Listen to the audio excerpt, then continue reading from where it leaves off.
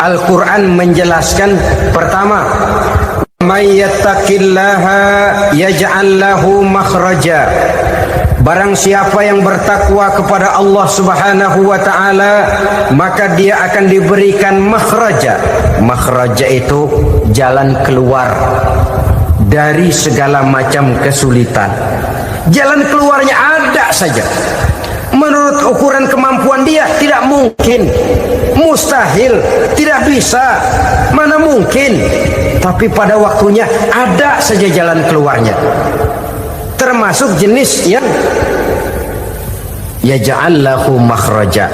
Orang yang bertakwa kepada Allah selalu diberikan jalan keluar dari segala kesulitan yang dihadapinya. Siapa sih orangnya yang tidak pernah sulit dalam hidup ini? Siapa orang yang tidak pernah mengalami kesulitan? Tapi kadang orang menilai, itu kelihatannya hidupnya enak aja ya, kayaknya nggak pernah mengalami kesulitan.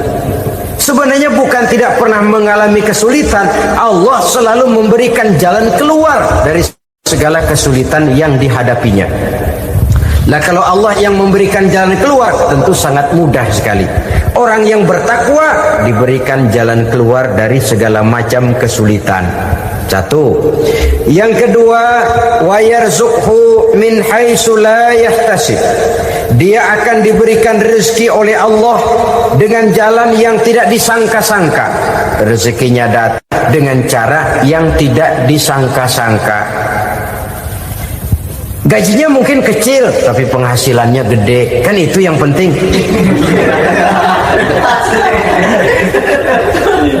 Gaji dan penghasilan kan lain tuh. Boleh jadi gaji kecil, asal penghasilan gede, kan nikmat hidup itu. Nah, penghasilan ini ada yang bisa kita perkirakan. Bisa kita perkirakan. Misalnya gaji itu tadi. Kalau saya kerja, gaji saya begini. Ada rezeki yang masuk min haitsu la yahtasib. Tidak kita sangka-sangka, tidak kita duga-duga, tahu-tahu ada saja rezeki. Datang orang bawa persoalan yang mendatangkan hasil. Sebab rezeki, jodoh, maut memang seperti bayangan. Kita uber-uber dia lari, kita diem dia diem. Kan gemesin itu. Bayang-bayang itu begitu. Kita kejar, dia lari. Rezeki juga begitu. Kita diam, dia diam. Setengah mati yang namanya rezeki kita cari, kita uber, ngobek sampai ratusan bohong kita kerjain. Tapi memang belum waktunya, ya sulit untuk tembus. Tapi kadang-kadang giliran kita nongkrong di rumah, datang orang bawain rezeki. Itulah yang namanya rezeki. Tapi ini untuk orang yang bertakwa. Kalau tidak punya kredibilitas takwa, jangan lalu pakai ayat ini. Diberikan Allah dengan rezeki dengan jalan yang tidak disangka. Kan ada ayatnya dah, kita mah manteng aja di rumah dah. Ntar juga tuh rezeki datang. Ini fasilitas yang diberikan kepada orang yang wa may yattaqillah, bertakwa kepada Allah, yarzuqhu min haitsu la yahtasib, diberikan rezeki dengan cara yang tidak disangka-sangkanya. Maka kadar ketakwaan jangan membuat kita buruk sangka. Tuh orang ya nggak kemana-mana, duitnya ada aja. Kalau dia takwa, Allah berikan jalan keluar. Yang lantas ngelihat kiai orangnya ahli ibadah, ilmunya tinggi, akhlaknya luar biasa, takwanya tinggi, rezekinya lancar, lalu husnuzon nih kiai nggak kemana-mana, duitnya banyak, miara tuyul kali ini. Itu termasuk jaminan Allah yang masuk kategori min haitsu la yahtasib. Yang ketiga, yaj'al lahu min amrihi yusra. Dimudahkan segala urusannya. Dimudahkan segala urusannya. Kemudian yang keempat, yukaffir anhu sayyi'atihi wa yu'azzim lahu ajra. Diampuni segala kesalahannya dan dibesarkan pahala kebaikan yang dikerjakannya. Al-Quranul Karim memberikan tuntunan dan ajaran kepada kita bahwa orang-orang yang memperoleh kemenangan itu tidak lain adalah orang-orang yang bertakwa. Hanyalah mereka yang bertakwa kepada Allah Subhanahu wa taala pada akhirnya akan tampil sebagai pemenang. Lalu siapa orang yang bertakwa itu? Dijelaskan dalam awal-awal Al-Baqarah, orang yang bertakwa yang akan meraih kemenangan. Pertama, allazina yu'minuna bil ghaib, yaitu orang-orang yang beriman kepada yang gaib. Percaya bahwa ada alam yang gaib, alam yang abstrak, alam yang tidak bisa dijangkau oleh salah satu daripada panca indera kita. Mereka percaya dan beriman kepada adanya malaikat, beriman kepada adanya iblis dan jin, beriman kepada adanya alam kubur, beriman kepada adanya alam mahsyar, beriman kepada adanya alam akhirat, beriman kepada adanya surga dan neraka. Beriman bukan cuma sekedar beriman dalam ucapan bibir saja, tetapi beriman yang nilai iman itu mampu mewarnai gerak dan gaya hidupnya. Iman yang meresap sampai ke tulang sumsum, kemudian memberikan dampak positif di dalam kehidupan manusia. Alam, kita tahu, adalah sesuatu yang selain Allah, dan Allah bukanlah alam. Apapun namanya selain daripada Allah, itu adalah alam. Alam pada hakikatnya terbagi menjadi dua. Ada alam syahadah, alam nyata, alam konkret, alam yang bisa dijangkau oleh salah satu indera kita. Kemudian ada alam ghaib, alam yang tidak bisa dijangkau oleh panca indera kita, alam metafisika, alam abstrak, alam yang wajib kita imani keberadaannya. Kita percaya bahwa malaikat itu ada. Kita percaya kepada jin, bahwa jin itu ada. Kita percaya kepada adanya iblis dan setan. Bukan percaya kepada iblis dan setannya, percaya bahwa iblis dan setan itu ada. Itu termasuk salah satu daripada sifat orang yang bertakwa kepada Allah. Saudara-saudara kaum muslimin rahimakumullah, kecenderungan pembangunan yang lebih bersifat materialistis biasanya menggeser aspek kehidupan rohani. Orang berpikir empiri, dan dalam pola pikir yang demikian, maka alam gaib tidak lagi mendapat perhatian. Aspek kehidupan yang bersifat rohaniah malah mulai ditinggalkan. Akibatnya terjadilah kepincangan di dalam kehidupan kita. Pernah ada satu pengalaman pribadi dalam perjalanan kembali ke tanah air. Dalam pesawat di sebelah kanan saya duduklah seorang Jerman, namanya Heiner Simonsen.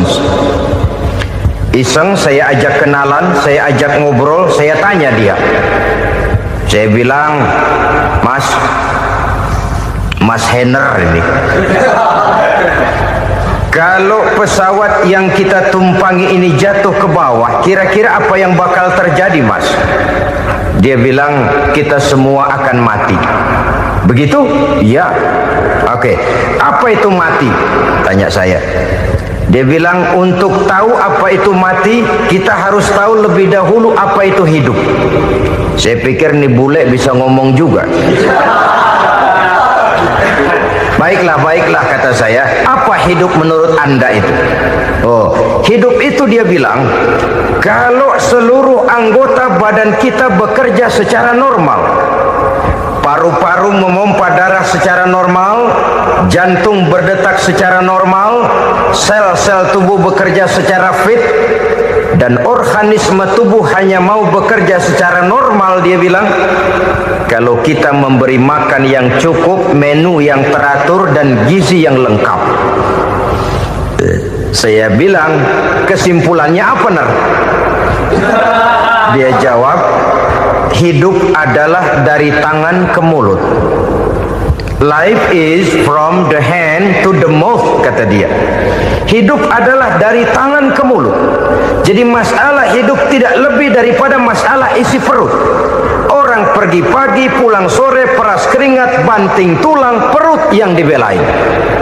Saya bilang, you are wrong. Sampean salah, Ner. Kamu orang Islam bukan? Bukan. Pantas.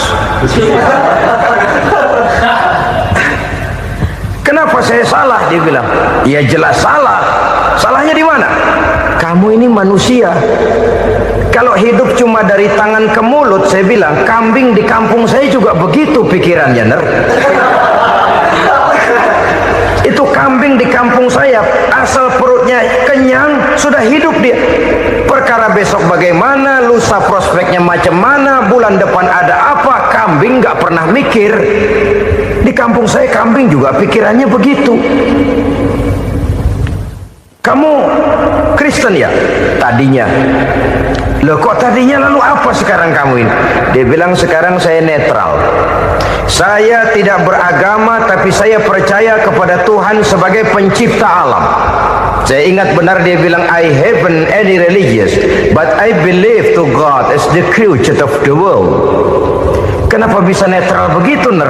Habis saya bingung katanya. Islam bilang Islam baik, Kristen bilang Kristen baik, Hindu Buddha bilang Hindu Buddha baik, semua agama baik. Saya netral sekalian, nggak beragama. Yang penting saya percaya kepada Tuhan. Saya bilang, Ner, kamu ini kayak orang mau beli celana. Lalu bingung. Yang satu bilang Levi's bagus, yang satu bilang Blue Jean hebat, yang satu bilang Wool England hebat. Celana ini hebat, celana itu bagus, celana ini hebat. Semua celana bagus, kamu bingung. Akhirnya netral, tidak pakai celana. Itu juga salah. Saya pikir-pikir, kemudian saya melihat bahwa dua pola berpikir Henry ini nampaknya sudah mulai menggejala di lingkungan masyarakat bangsa kita. Disadari atau tidak, secara jujur kita harus berkata, dua pola pemikiran Henry ini mulai berkembang di tengah masyarakat bangsa kita. Pertama, pola pikir materialisme. Hidup adalah dari tangan ke mulut. Masalah hidup tidak lebih masalah isi perut. Itu yang perlu dibela, dan disitulah arti kehidupan. Pergi pagi, pulang sore, peras keringat, banting tulang untuk mempertahankan perut. Kalau sudah kemari cara orang berpikir, maka buat apa percaya kepada yang gaib? Untuk apa sholat? Untuk apa puasa? Untuk apa zakat? Untuk apa menghadiri majelis taklim? Tanpa kepercayaan kepada yang gaib, hidup berjalan menurut alur empiris dan materialis. Kalau sudah ke sana cara orang berpikir, biasanya orang lalu cenderung menghalalkan segala cara. Hanyalah orang yang percaya bahwa akhirat ada, hanyalah orang yang percaya bahwa alam kubur itu ada, hanyalah orang yang percaya bahwa malaikat itu ada, hidupnya akan lebih terarah dan terkendali. Karena kepercayaan kepada yang gaib, yang merupakan fase daripada kehidupan setelah hidup yang sekarang ini, mewarnai gerak pribadi seseorang di dalam dia melakukan kegiatan hidupnya. Pola berpikir materialisme, disadari atau tidak, mulai menggejala di lingkungan masyarakat bangsa kita. Hidup tidak lebih dari urusan tangan ke mulut, mulut ke tangan, tangan ke mulut. Asal perut sudah kenyang, hiduplah sudah. Perkara bagaimana prospek hari yang akan datang, bagaimana akhirat, tidak jadi persoalan.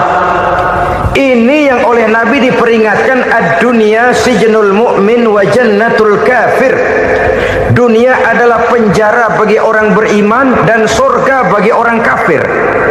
Dulu di zaman Belanda hadis ini pernah disalah tafsirkan, disalah artikan, digunakan sebagai senjata untuk mengkebiri dan membuat impoten umat Islam. Sudahlah umat Islam gak usah macam-macam, kata Belanda. Dunia ini kan penjara buat orang Islam, surga buat orang kafir. Di penjara jangan bertingkah.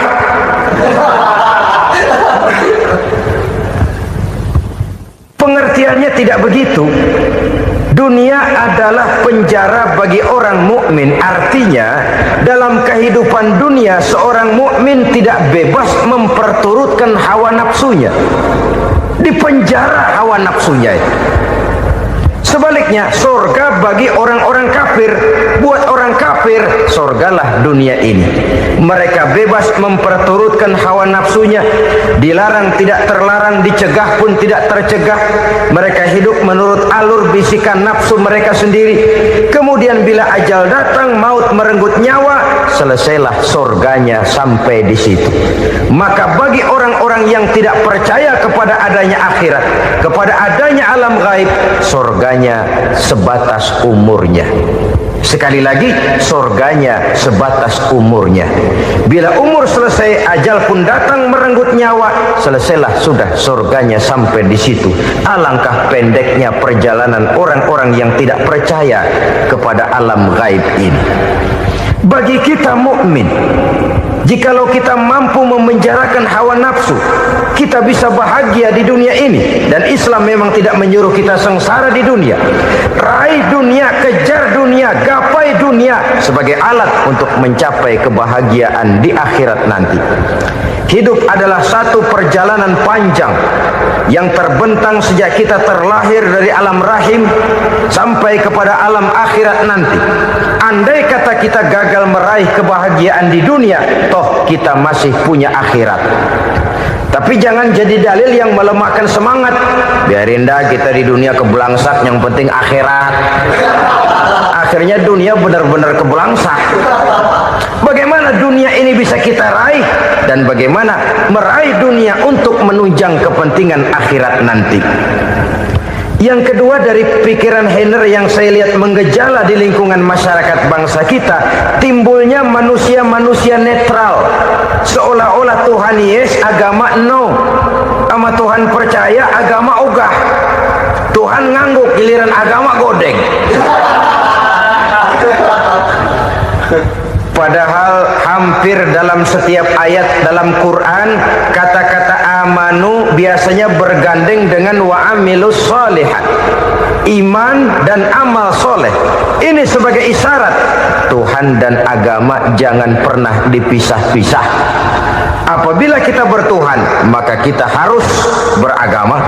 Apabila kita beragama, maka agama itu harus bersumberkan dari Tuhan yang kita imani itu. Tidak mungkin kita pisah, Tuhan yes, agama no. Sama Tuhan percaya tapi agama bikin sendiri. Sembayangnya cukup bengong 2 jam madep ngulon.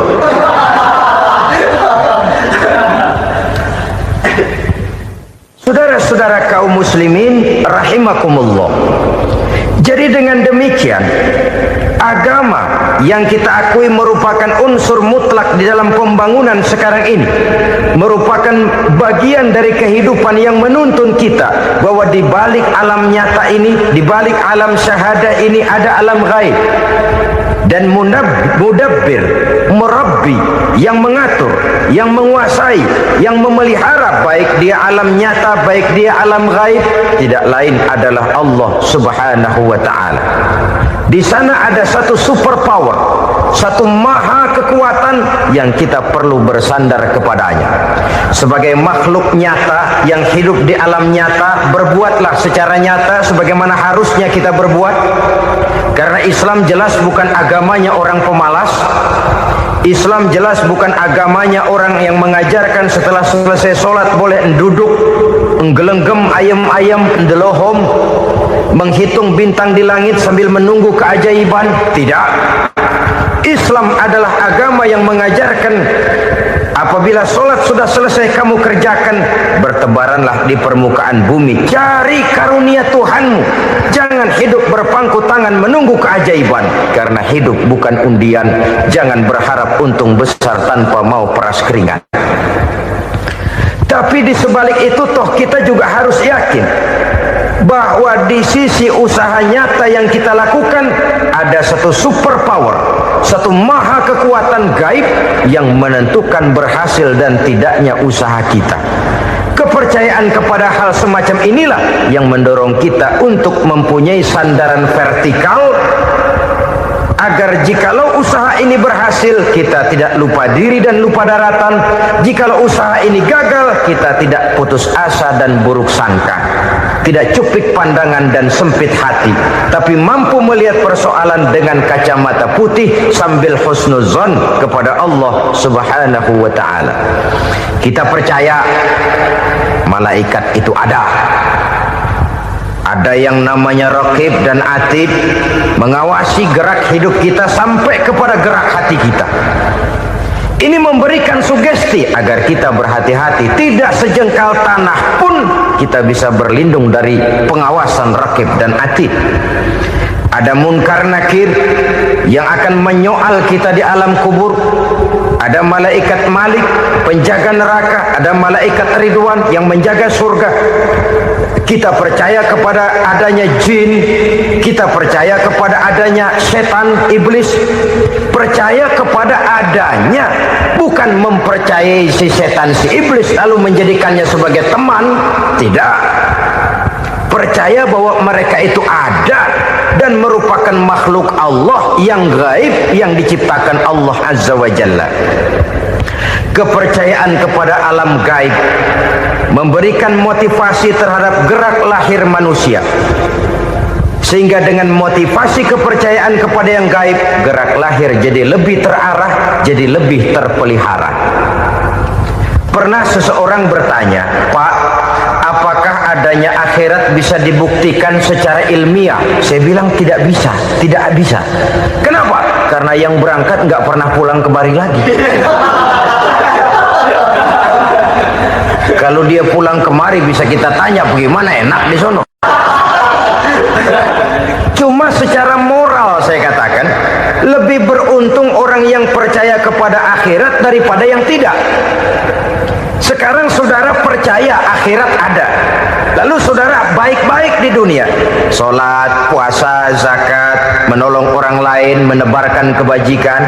Saudara mati, andai kata akhirat tidak ada, toh dalam hidup saudara sudah berbuat baik, paling tidak nama saudara akan dikenang sebagai orang baik. Sebaliknya, saudara percaya, kata saya, bahwa akhirat tidak ada, lalu hidup semau-maunya, tenggelam dalam maksiat dan munkarat, menentang Allah, tidak mau ruku dan sujud, lalu saudara mati, kemudian akhirat ada, ayo mau apa? Bekal tidak punya. Jadi secara moral lebih beruntung orang yang percaya kepada adanya akhirat daripada yang tidak percaya. Dan itu alam gaib yang tidak bisa dibuktikan secara eksak. Jangankan untuk membuktikan seperti itu, dalam kehidupan sehari-hari saja yang kita rasakan tidak selalu berbentuk toh. Angin, bagaimana sih bentuknya angin? Kita tidak tahu. Merah, artinya kalau dikerok merah. Yang merah itu kulit, yang kulit kita bukan anginnya. Sakit, rasa sakit itu ada, tapi bagaimana bentuk sakit kita nggak pernah tahu. Kalau kita makan cabai pedas, bagaimana bentuk pedas itu tidak ada, tapi rasa ada. Bentuk pedas hijau, cabainya bukan pedasnya. Tidak semua yang kita rasakan bisa kita gambarkan dalam bentuk yang konkret. Oleh karena itu, sekali lagi bahwa kepercayaan kepada alam yang gaib mampu memberikan satu sugesti yang menata kehidupan seseorang lebih lurus, lebih terarah, dan lebih terkendali. Maka wajar kalau kepercayaan kepada yang gaib mengantarkan seseorang untuk meraih kemenangan. Kenapa? Dia percaya kepada yang gaib, bahwa akhirat ada, bahwa alam kubur ada, bahwa pertanggungan jawab itu ada. Maka dia lalu tidak hidup saenae udele dewe gitu loh. Tidak hidup menurut seleranya sendiri, terarah, teratur. Ini cirinya yang pertama, orang bertakwa yang akan meraih kemenangan, mereka beriman, mereka percaya kepada yang gaib. Bahkan hal-hal konkret saja selalu berangkat dari yang gaib. Saudara-saudara, para remaja, para pemuda sekarang ini tidak pernah tahu toh siapa yang akan jadi teman hidup saudara. Kita bisa saja ngerancang, mentargetkan. Tapi toh akhirnya yang namanya jodoh bukan kekuasaan kita. Rezeki di luar kemampuan kita. Begitu juga ajal. Maut, jodoh, ajal adalah contoh-contoh konkret bahwa pada akhirnya yang gaiblah yang menentukan. Bertahun-tahun ngelancong, emang jodoh seret nggak jadi.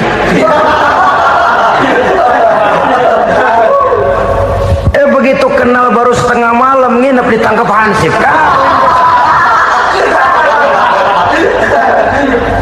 Hal-hal semacam itu kadang-kadang kita berpikir suuzon, gilet, perempuannya cakep banget, lakinya rebek amat. Memang begitulah jodohnya. Memang begitulah jodohnya. Saudara hadirin ma'asyiral muslimin yang saya hormati, jadi hal-hal yang konkret saja kita yakini sepenuhnya ditentukan oleh satu superpower yang gaib itu tadi. Dari sanalah segala ketentuan itu berangkat dan kesanalah segalanya akan kembali.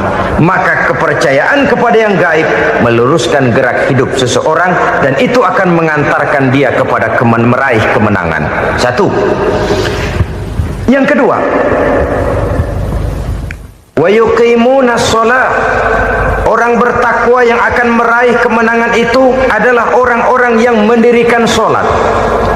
Kenapa sholat mengantarkan orang untuk meraih kemenangan? Yang jelas, inna sholata tanha anil fahsya'i wal munkar. Sholat mampu mencegah manusia dari perbuatan keji dan munkar. Banyak filsafat hidup yang terkandung di dalam sholat ini.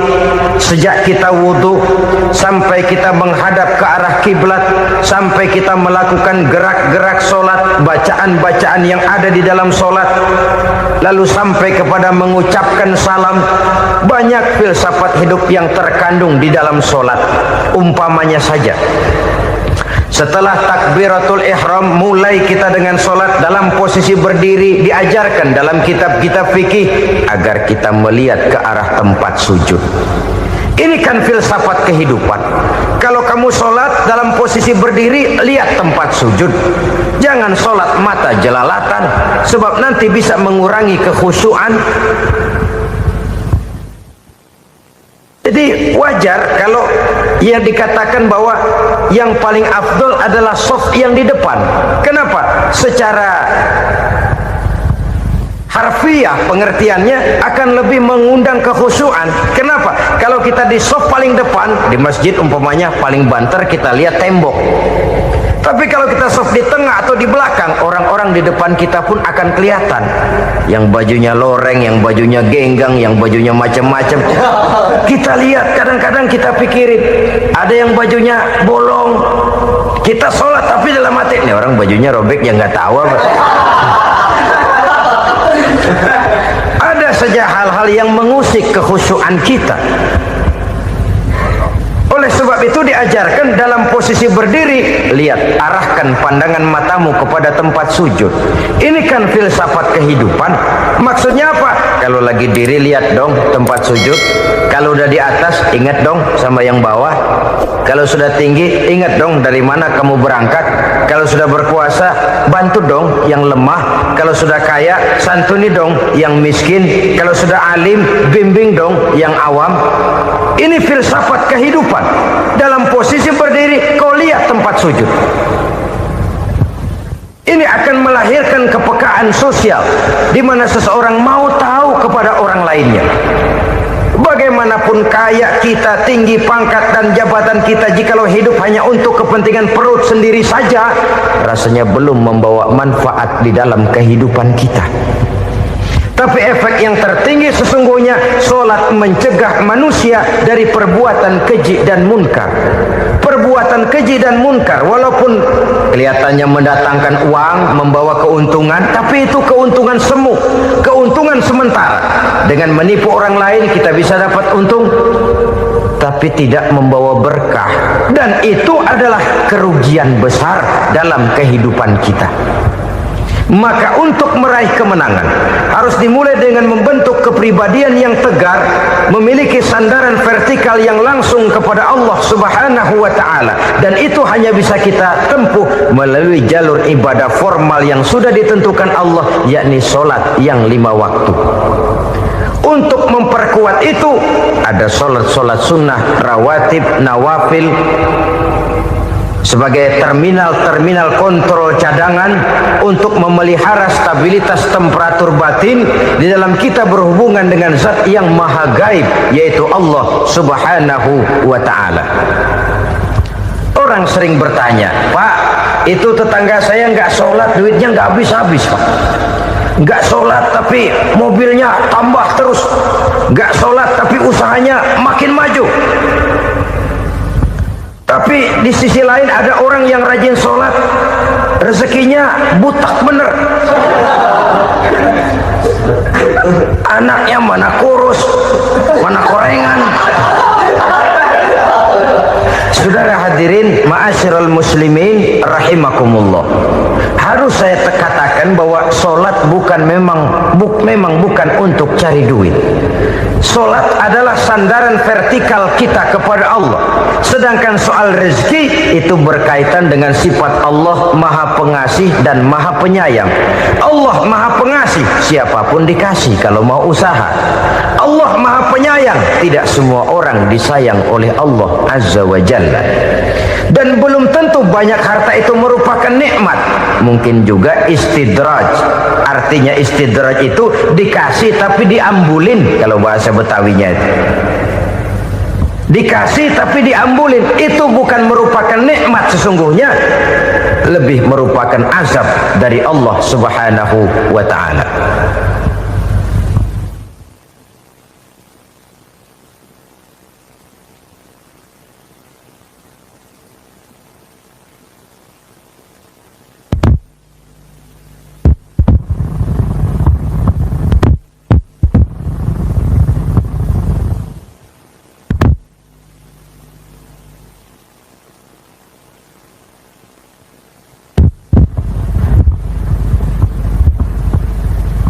Agama mempunyai sistem sholat, dan kita umat Islam telah dituntun oleh Allah Subhanahu wa ta'ala yang wajibnya 5 kali dalam sehari semalam mendirikan sholat, dan itu tentu berada dalam jangkauan kemampuan manusia.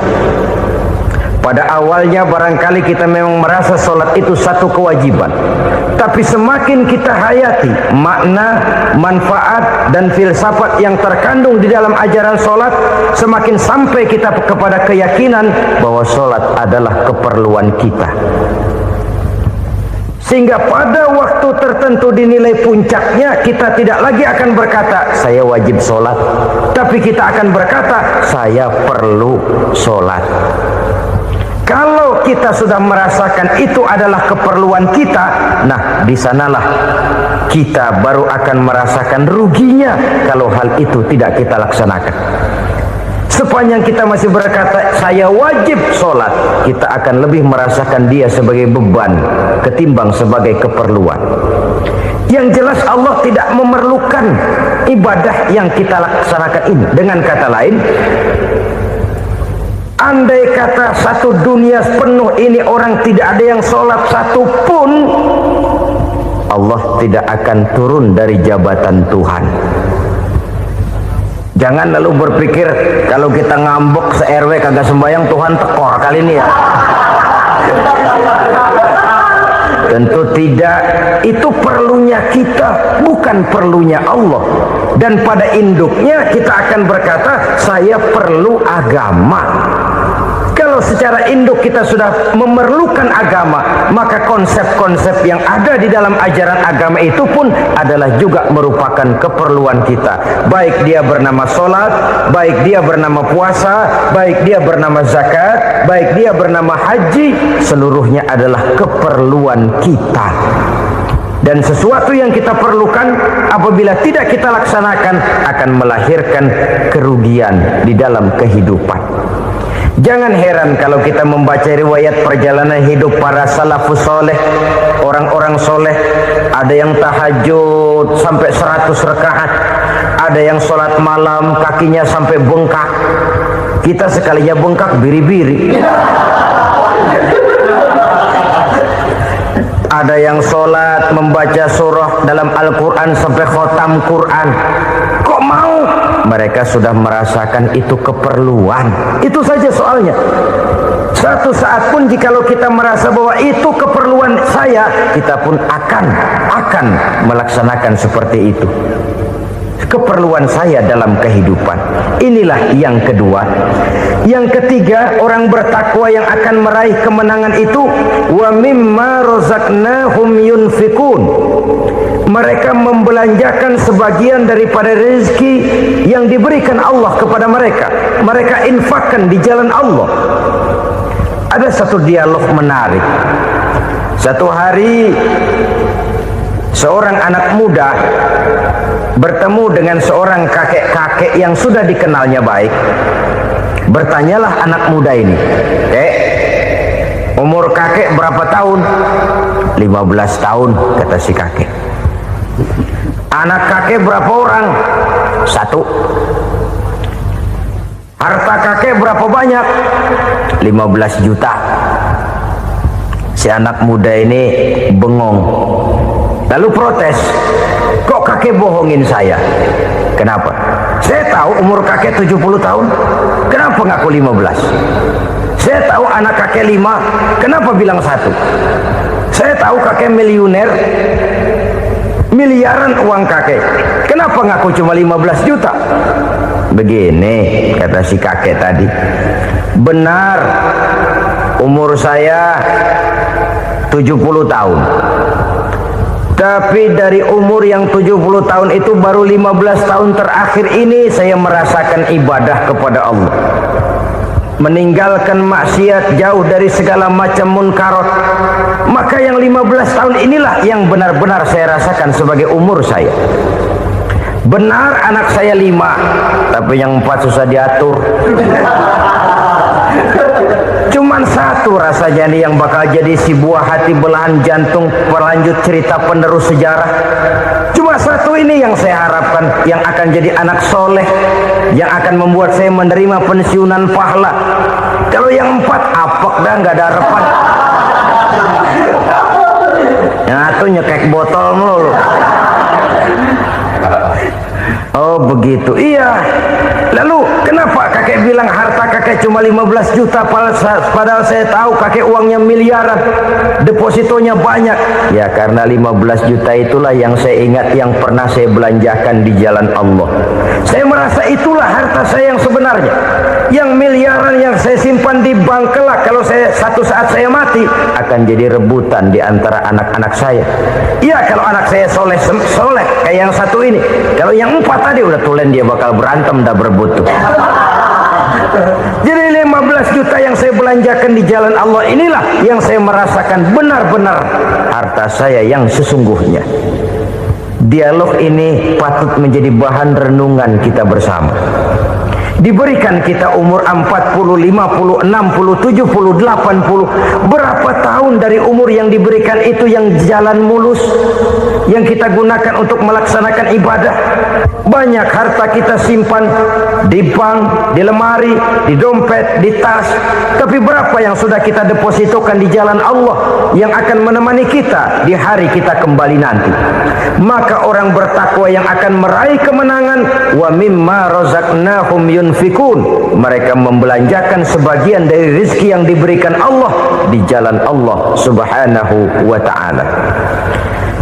Ma'asyiral muslimin rahimakumullah. Zahirnya memang kita memberikan kepada orang lain, tapi hakikatnya kita menyimpan untuk diri kita sendiri.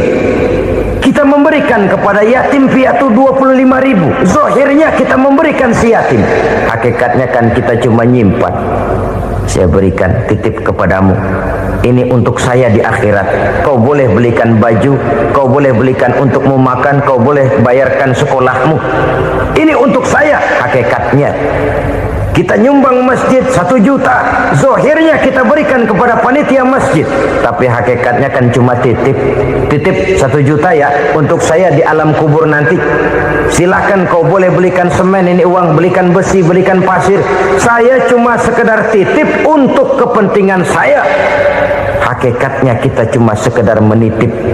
Sebagaimanapun pada hakikatnya, apapun yang kita miliki dalam kehidupan kan cuma sekedar hak guna pakai, bukan hak milik mutlak.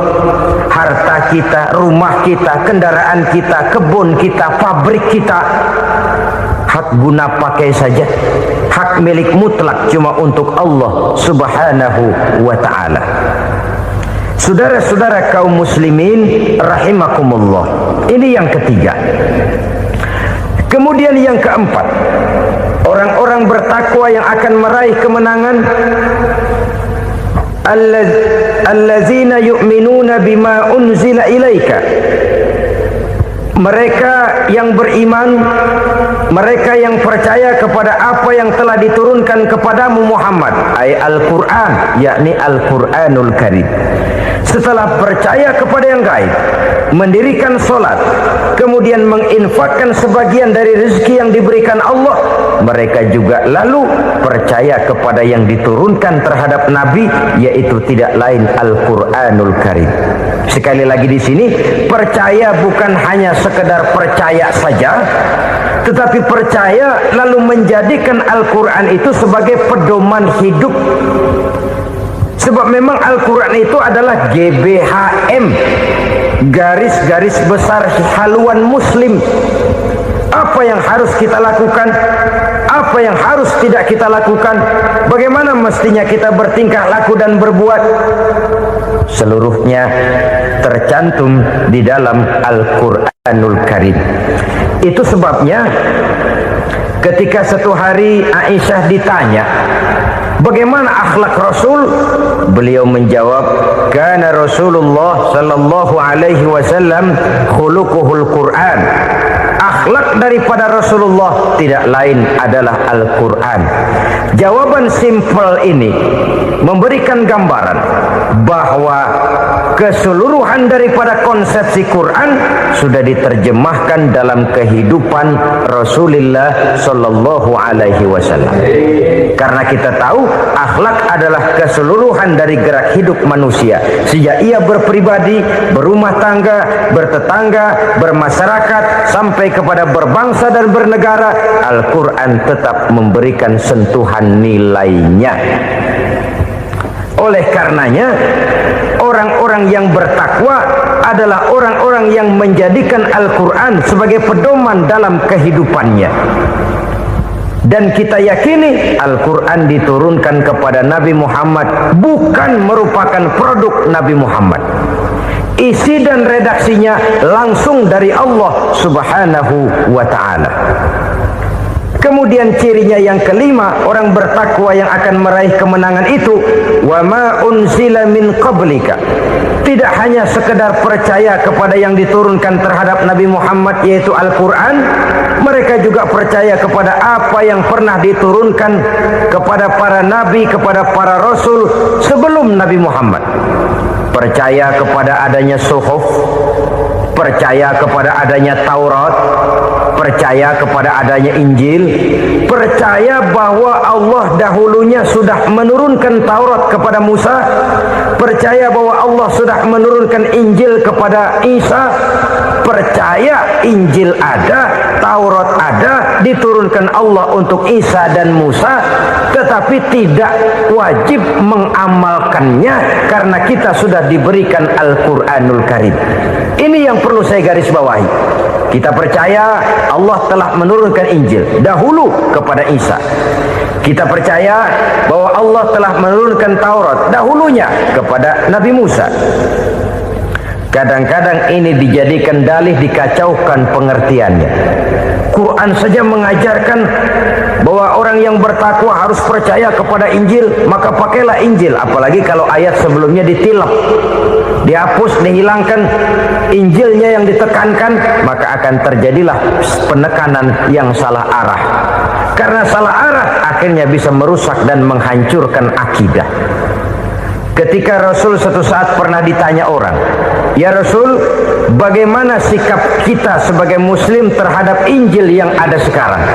Beliau menjawab, "La tukadzibuhu jami'an wa la tusaddiquhu jami'an." Jangan didustakan seluruhnya, jangan juga dibenarkan semuanya.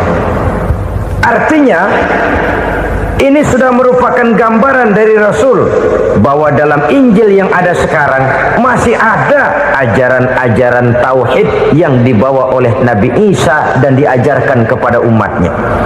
Tapi juga dalam Injil yang sekarang ini sudah terkena intervensi dan investasi manusiawi. Karena itu Rasul menyimpulkan, la tukadzibuhu jami'an wa la tusaddiquhu jami'an. Jangan didustakan semua, jangan dibenarkan seluruhnya. Kita memang percaya Allah telah menurunkan Injil kepada Nabi Isa dulu, tapi kita tidak wajib mengamalkan Injil. Kita percaya Allah telah menurunkan Taurat kepada Nabi Musa, tapi kita tidak wajib mengamalkan kitab ajaran Taurat. Yang wajib kita percayai dan kita amalkan hanyalah Al-Quranul Karim. Kenapa? Oleh karena baik yang ada di dalam Taurat, baik yang ada di dalam Injil, tentu tercakup di dalam Al-Quran sebagai kitab terakhir yang diturunkan oleh Allah Subhanahu wa Ta'ala. Dan itu wajar. Kalau seorang pejabat mau mengeluarkan satu keputusan baru, tentu dia harus meninjau keputusan-keputusan lama. Andai kata dianggap tidak berlaku, dianggap tidak relevan lagi, maka keputusan-keputusan lama itu tentu sudah dianggap tidak berlaku. Sebagian daripada aturan-aturan dalam keputusan lama yang masih dianggap relevan tercantum dalam keputusan baru yang wajib diamalkan. Begitulah hubungannya antara Al-Quran, Taurat, Zabur, dan Injil. 4 kitab samawi yang diturunkan Allah masing-masing kepada Zabur untuk Nabi Daud, Taurat untuk Nabi Musa, dan Injil untuk Nabi Isa alaihi wassalatu wassalam. Ketiga-tiga kitab itu kita percayai adanya. Kita yakini Allah telah menurunkan Zabur, Taurat, dan Injil. Tapi kita tidak wajib mengamalkannya.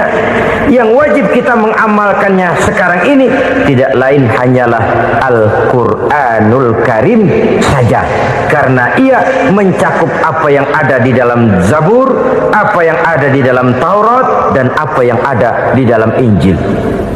Keotentikannya bisa dipertanggungjawabkan. Ya, tapi kan Nabi Muhammad sudah mati 14 abad yang lalu, dan di zaman beliau Al-Quran kan belum dikodifikasikan, belum ditulis. Bagaimana keotentikannya bisa dipertanggungjawabkan? Mudah saja. Allah berjanji, "Inna nahnu nazzalna dzikra wa inna lahu lahafizun." Kami yang menurunkan Al-Quran dan kami yang akan menjaga dan memeliharanya. Allah turunkan Quran, Allah menjaganya. Bagaimana cara Allah menjaga Al-Quran itu? Banyaknya orang-orang yang hafaz Al-Quran. Hafaz Al-Quran 30 juz, 114 surah, 6.666 ayat. Sehingga jangankan satu kata, jangankan satu ayat, satu kalimat saja berubah sudah akan timbul reaksi dan mudah dimengerti. Kenapa? Banyak orang-orang yang hafaz Al-Quran. Sedangkan pada setiap akhir tahun biasanya malaikat Jibril selalu mengadakan checking terhadap ayat-ayat yang diturunkan pada waktu itu. Di zaman Nabi sendiri sudah ada usaha kodifikasi. Dan yang lebih luar biasa lagi, sampai hari ini tidak seorang pun mampu membuat satu ayat saja semacam Al-Quran. Ke bahasa manapun dia diterjemahkan, naskah aslinya tetap ikut. Rujukan dasarnya tetap ada. Berdasarkan itu, maka tidak mungkin terjadi penyelewengan terhadap atau pemalsuan terhadap ayat-ayat Al-Quranul Karim. Kesuciannya, keotentikannya, kemurniannya bisa dipertanggungjawabkan. Ma'asyiral muslimin rahimakumullah. Oleh karenanya konsepsi dasar daripada ajaran Islam ini memang tidak lain adalah Al-Quran dan Sunnah. Isi daripada agama Islam yang merupakan iman, Islam dan ihsan, konsepsi dasarnya tidak lain adalah Al-Quran dan Sunnah Rasulullah Sallallahu Alaihi Wasallam. Maka yang kita perlukan sekarang ini adalah terjemahan Al-Quran di dalam kehidupan kita. Dengan demikian, maka gaya kehidupan yang lebih Qurani itulah yang kita dambakan. Kita perlu memang terjemahan Quran dalam bahasa Inggris, dalam bahasa Belanda, dalam bahasa Jepang, tapi yang lebih kita perlukan adalah terjemahan Quran di dalam kehidupan kita. Konsekuen, tidak memanipulasi, ringan sama kita jinjing, berat sama kita pikul. Jangan kalau lempengan ayat Quran tuh kira-kira enak diamalin, keras teriakan kita. Giliran kira-kira ayat Quran itu mukul kepala kita sendiri, diam kita. Itu ciri yang pernah disindir Allah dalam awal-awal Baqarah juga. Ciri beragamanya orang yang munafik. Kullama adha'a lahum masyawfi, kata Allah, wa iza azlama alaihim qamu. Apabila terang mereka jalan, apabila gelap mereka berhenti. Artinya kalau kira-kira di Islam nguntungin, rame-rame pada teriak Islam. Tapi ketika diminta untuk berjuang, ketika dituntut untuk berkorban, rame-rame mengundurkan diri. Nasib agama tidak ubahnya seperti daun pisang yang dikait orang di tepi jalan lantaran tak berpayung di ketika hari hujan. Manakala hujan usailah sudah, daun itu pun dicampakkan di tepi jalan, diinjak pula orang nan lalu. Artinya orang menjadikan agama cuma sebagai lipstick, decoration only, tidak konsekuen. Hanya pada saat-saat kelihatannya Islam membawa keuntungan, rame-rame orang teriak-teriak tentang Islam. Tapi jikalau diminta berjuang, jikalau dituntut untuk berkorban, biasanya rame-rame juga mengundurkan diri. Jangan heran kalau mayoritas hitungan kita, tapi minoritas peranan kita. Kuantitas kita dalam jumlah, tapi dalam kualitas kita lebih sering jadi penonton daripada jadi pemain. Padahal itu sangat tidak boleh terjadi. Umat Islam di Indonesia harus bangkit. Umat Islam di Indonesia harus sadar akan keberadaannya.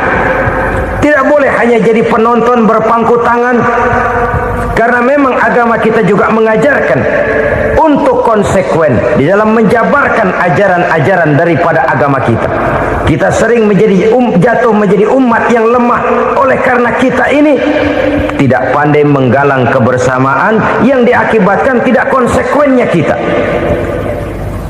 Diistilahkan bahwa umat Islam di dalam menggalang kebersamaannya itu harus seperti orang main sepak bola. Saudara-saudara kan tahu orang main sepak bola itu. Orang main sepak bola, kalau pertandingan belum dimulai sih silakan saja kumpul di luar lapangan, atur strategi yang baik. Tapi kalau pertandingan sudah dimulai, turun ke lapangan hijau, jangan kumpul terus. Ada sepak bola gotong royong, mundur-mundur rame-rame, depan ke depan kumpul melulu mainnya. Kalah. Orang main sepak bola itu ya harus ada penyerang tengah, harus ada penjaga gawang, harus ada strikernya, harus ada kiri luarnya, kanan dalamnya yang jadi backnya. Posisi boleh bermacam-macam, tapi yang penting saling ngoper untuk menggolkan gawang lawan. Begitulah umat Islam ini. Boleh ada yang jadi pejabat, boleh ada yang jadi pengusaha, boleh ada yang jadi petani, silakan ada yang jadi seniman, ada yang jadi penyair, ada yang jadi artis sekalipun. Tapi kalau sudah berhasil menguasai bola, jangan lupa operannya. Operan itu yang langka. Kita ini muslim kadang-kadang kalau sudah memegang menguasai bola, kalau belum mau mampus, belum mau ngoper. Nanti kalau sudah nggak punya bola, baru mau ngoper. Kalau sudah dengar-dengar mau dekat pensiun, baru mau jihad, baru mau berjuang, baru mau ngurus pesantren. Tanda tangan sudah tidak laku, memo sudah tidak dihargai, baru mau berjuang. Kemarin kemana mas? Kita tidak pandai memanfaatkan posisi. Dengan kata lain, kalau kembali kepada persoalan kita, konsekuensi kita terhadap agama yang kita anut ini belum ideal. Kita masih lebih sering berislam ini pada saat-saat yang menurut perhitungan kita membawa keuntungan. Tapi kalau diminta berjuang, dituntut berkorban, yang itu pun hakikatnya adalah untuk kepentingan kita juga. Allah tidak pernah menuntut kita untuk jihad bagi kepentingan Allah, itu tidak. Berjuang menegakkan agama Allah, apakah untuk kepentingan Allah? Tidak. Untuk kepentingan kita. Sebab nilai-nilai jihad itu pada akhirnya akan membawa kita kepada satu kebahagiaan. Setidaknya kalau tidak di dunia, tentu di akhirat sebagai syahid. Oleh karena itu, pada bagian akhir ini saya ingin mengajak, marilah kita konsekuen. Sekali kita berkitabkan Al-Quranul Karim, mari dia kita jadikan pedoman. Jangan cuma kita jadikan sebagai penghias dinding, pelengkap rumah, bahwa di rumah kita ada Al-Quran, tapi yang baca kecoa. Habis pada bolong tuh Quran. Yang penting kan punya Quran. Ditaruh di pintu rumah, biar apa? Biar kuntilanak kagak masuk katanya. Ya, apa itu nasib Quran? Cuma kerjanya jaga pintu, ngusir kuntilanak, ngusir memedi. Bagaimana kita hidup menurut tuntunan Al-Quran? Kadang-kadang tidak pernah menjadi masalah bagi kita. Maka bagaimanakah Al-Quran akan mungkin membawa keberkahan dalam hidup kalau ajarannya kita injak-injak dalam keseharian kita? Mewujudkan gaya hidup yang lebih Qurani, itulah yang akan kita rintis di dalam kehidupan kita, bertahap, step by step, menurut kemampuan yang ada pada kita. Jika jalan ini tidak bisa kita selesaikan, percayalah akan ada generasi penerus yang akan melanjutkan usaha dan cita-cita mulia itu. Jadi percaya kepada Taurat, percaya kepada Injil, sekedar percaya Allah dahulunya sudah menurunkan itu, tapi kita tidak wajib mengamalkannya. Kenapa? Generasi Injil masa berlakunya sudah kedaluarsa. Taurat masa berlakunya sudah kedaluarsa. Injil pernah berlaku untuk orang Nasrani di zaman Nabi Isa. Taurat pernah berlaku untuk orang Yahudi di zaman Nabi Musa. Setelah generasinya berlalu, datang Rasul penutup yang membawa Al-Quranul Karim. Maka Al-Quran itulah yang berlaku menjadi pedoman sampai hari akhir nanti. Jangan jauh dari Al-Quran, karena apabila ini kita lakukan, maka kita akan kembali kepada satu gaya hidup yang jauh dari tuntunan agama, dan itu artinya kita akan semakin jauh untuk meraih kemenangan. Saudara-saudara kaum muslimin rahimakumullah, yang keenam, yang terakhir, orang-orang bertakwa yang akan meraih kemenangan itu wabil akhirati hum yuqinun. Mereka percaya, mereka yakin seyakin-yakinnya akan adanya hari akhir, di mana seseorang akan mempertanggungjawabkan seluruh perbuatannya di dalam hidup ini. Dan tidak ada satu perbuatan yang bagaimana kecilnya sekalipun yang tersembunyi dalam pandangan manusia yang tidak akan dibukakan persoalannya di mahkamah Qadi Rabbul Jalil di akhirat nanti. Itulah sebabnya maka percaya kepada akhirat disebut secara khusus. Padahal di awal tadi sudah dijelaskan yu'minuna bil ghaib, percaya kepada alam gaib, dan alam gaib ini termasuk akhirat. Kenapa pada bagian akhir disebut lagi akhirat? Karena ternyata bahwa kepercayaan kepada adanya akhirat merupakan induk dari kepercayaan terhadap adanya malaikat, setan, jin, dan lain sebagainya, dan akan lebih memberikan sugesti dalam kehidupan manusia untuk meluruskan gerak hidupnya.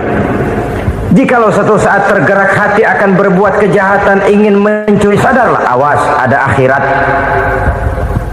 Sebab kalau kita cuma teriak awas ada polisi, itu cuma tertunda sementara. Begitu polisi meleng, embat.